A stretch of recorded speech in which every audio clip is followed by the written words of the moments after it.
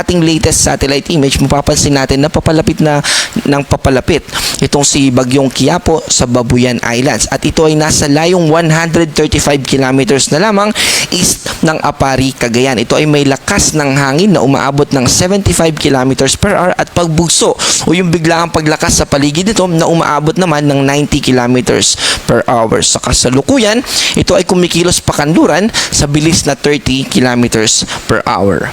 At base dito sa ating forecast track patungkol dito kay Bagyong Quiapo, ay nananatili ito na tropical storm habang binabaybay itong Babuyan Islands, pero paglagpas po nito sa Babuyan Islands ay may potential ito na mas lumakas pa into severe tropical storm. Ibig sabihin, may posibilidad na umabot ng hanggang signal number 3 yung ilang bahagi ng Babuyan Islands o di kaya naman ay yung northwestern portion ng mainland Luzon.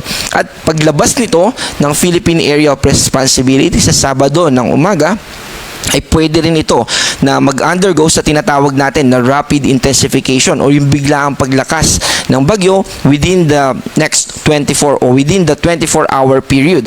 At bago nga po ito mag-landfall dito somewhere around Hong Kong, dito sa may China, ay posible pa ito na mas lumakas pa into typhoon category. At pag-landfall nito, dahil sa interaction nito sa kalupaan, ay mas hihina na ito and eventually ay maging tropical depression na lamang pagdating ng Lunes.